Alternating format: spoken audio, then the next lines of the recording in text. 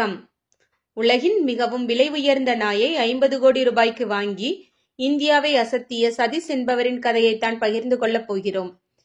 பெங்களூருவைச் சேர்ந்த சதீஷ் என்பவர் 50 கோடி ரூபாய்க்கு ஒரு அரிய நாயை வாங்கியுள்ளார். இந்த நாய்க்கு கடம்பா பொஹாமி என்று பெயர் சூட்டியுள்ளார். இது ஒரு ஓநாயைப் போல தோற்றம் கொண்ட அதிக ஆரோக்கியம் மற்றும் விறுவிறுப்பான முடி கொண்ட நாயாகும். ரஷ்யா மற்றும் ஜார்ஜியா போன்ற குளிர் பிரதேசங்களை தாயகமாக கொண்ட இந்த நாய்க்கு வேட்டையாடும் விலங்குகளை பாதுகாப்பதற்கான திறன் உள்ளது. இது ஐரோப்பிய நாடுகளில் மிகவும் பிரபலமானது. சதீஷ் சொல்வதாவது, நான் நாய்களை விரும்புகிறேன் மற்றும் இந்த வகையான தனித்துவமான நாய்களை இந்தியாவுக்கு அறிமுகப்படுத்த விரும்புகிறேன் என்று கூறியுள்ளார். மேலும் 150க்கும் மேற்பட்ட நாய்களை அவர் வளர்க்கிறார். ஆனால் இந்த கடம்பா பொஹாமி தனிப்பட்டது.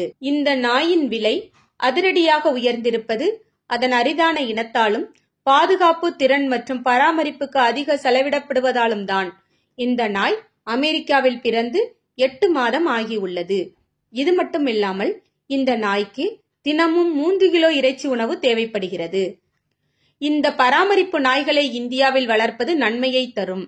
அழகான அரிய வகையான நாய்கள் மற்றும் அவற்றின் பராமரிப்பு என்பது காதலும் உழைப்பும் இணைந்தது என்று பெருமிதத்துடன் கூறியுள்ளார். இதுபோன்ற செய்திகளை தெரிந்து கொள்ள ழ ஊடகத்துடன் இணைந்திருங்கள்.